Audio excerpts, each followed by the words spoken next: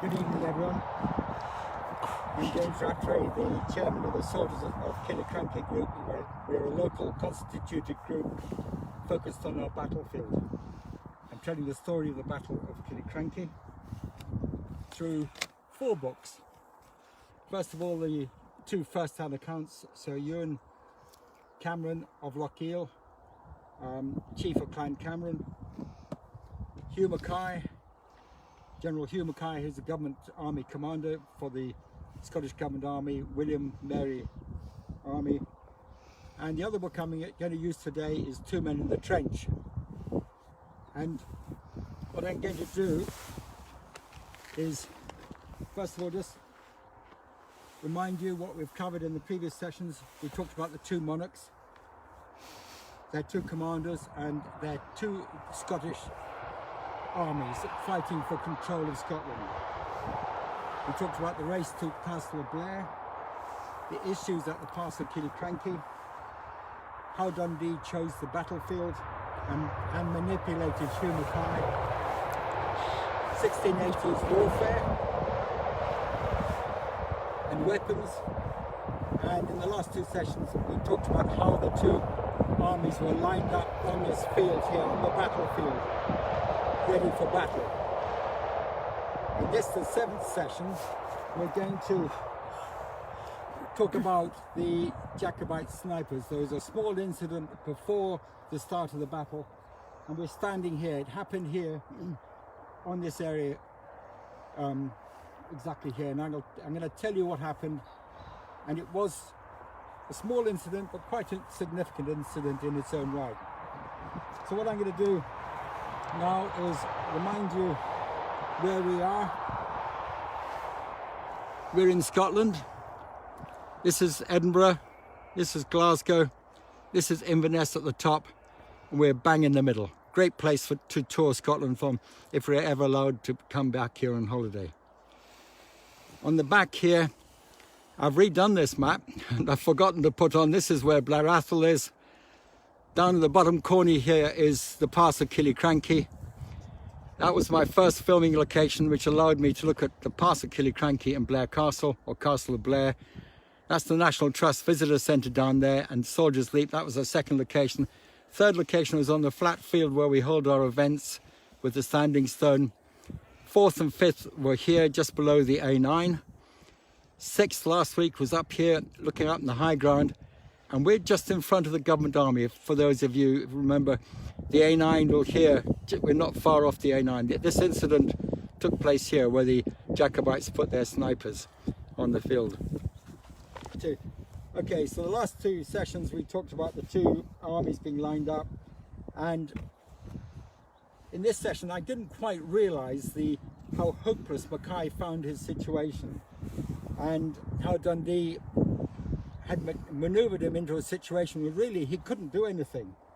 And in this session I'm going to start with McKay. If you remember when we went through his battle line, which is just the other side of the A9, he told us all he could do is stand and wait. And he actually elaborates further on that. And he said he was fearing a night attack. The general, that is himself, was not willing to attack for the reasons already alleged. And those reasons, just to remind you, was he needed a continuous line for his men right across, so his flanks weren't exposed to the Jacobite cavalry and the speed of the Gaels, the Highlanders, in attack. And the Highlanders, apparently out of resolution, which he apprehended to be a design, expected the night. He feared that they were going to attack at night, wherein they might hope to frighten our men by a sudden motion down the hill with a loud shout after their manner, very likely to put new men, unaccustomed with enemy, to a fright and disorder, because a lot of his army were new recruits, and he feared that was the plan. And you hear him talking about the shout again, about using it as a weapon, because his men wouldn't be used to that type of shout. And we talked about that in the last session. He then goes through his options. McKay tells us neither does he venture to pass the river, to cross the river, in the enemy's presence. And because of the hazard and the closeness of the troops, and we heard how Lochiel last time told us that Dundee marched his troops right up onto where the Scottish Government Army, Hugh McKay's army, William and Mary army were, within a musket shot. So they're really breathing down their necks. And he feared he couldn't go over the river on the far side with the Jacobites so close to them, and the hazard of crossing the river itself was an obstacle, and he just felt it would make him more vulnerable. So he says he resolved then to stand it out, though with great impatience, to see the enemy come to a resolution of attacking or retiring. So what he's really saying is he's going to have to stand there in his lines of battle. The Highlanders are up here on the land above us here, and McKay recognizes he's just going to have to stand there. He cannot do anything. He can't go to the river, he can't retire, he can't attack them. And I never realized how well hemmed in he was until I read this piece and actually broke down the meaning of it. And he goes on to say about the leather cannon. He thought, what else can he do? He ordered the boring of the 3 little leather cannon field pieces, which he carried on horseback with their carriages, which proved of little use, because the carriages being made too high to be more convenient, broke with the third firing. So these cannons were really of no use, and we heard that as well, how it knocked over a man from a Grant and Glengarry's regiment, and he got up to his feet. And so McKay also tells us the enemy having full view of our forces by reason of their height, and we saw that last time. They're right up at the top, and discerned, they could see him, which drew their shot from all over the places, wherever he stood or walked. Several of our men were wounded before the engagement. Field here, just in the line, and down again. And there's a cart track which runs along the field there. There are houses here. They posted themselves on some houses upon the ascent of the height of where they stood. So the main army was up at the top, put some people down here, and Lochiel, my hat's on the floor there, I can pick it up. Lochiel said, but what was hardest of all, and he was the Clan Cameron chief, so let me put that by the front to tell you he was on the Highlander side. What was hardest of all, he said, he had none of his Clan Cameron clan with him except 240, and 60 of these were sent as Dundee's advance guard to take possession of a house, and the house was here, and you can clearly see it. For me to find this, I went to 2 Men in the Trench book, and they said west of Croftnacarnock, and up there you can see at the top of the stone wall, just below the tree there, Croftnacarnock. And he said a little, and the 2 Men in the Trench told us a little further down the slope, down this way towards us, a trigger guard from a musket was found by a metal detectress. Telltale lumps and bumps, which is here, of heavily eroded remains of buildings that didn't appear on any maps. I suspect after the battle, the poor people who lived there didn't go back in there. There's an old track coming down the side of the hill into the cluster of buildings. So it's the track you can probably just make out that runs behind me from up those trees and runs down past us here. A slightly distorted pistol ball was found from one of the wall mounds, and with 1 or 2 musket balls added to them could mean only one thing: we'd found the sniper's house.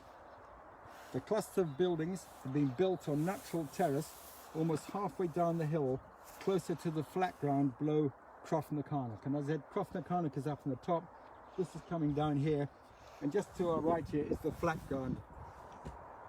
So this is where the snipers were. And the two men in the trench said the snipers would have had an excellent view of the enemy below. And the enemy were literally just across the A9, through those trees there. They also said the position was right because it was on the right flank of the government army. And that ties in with what McKay said. So let's go to McKay, and I've remembered his hat this time. And we're trying to work out which way to put it on. So this is McKay. McKay tells us he ordered his brother, who commanded his own McKays Regiment, before whose front, so McKays Regiment was just through the trees there, his front was through the trees facing these houses here on my left. And he said he ordered his brother commanding his own regiment, before whose front the houses were, to dispatch a captain with some firelocks to dislodge them.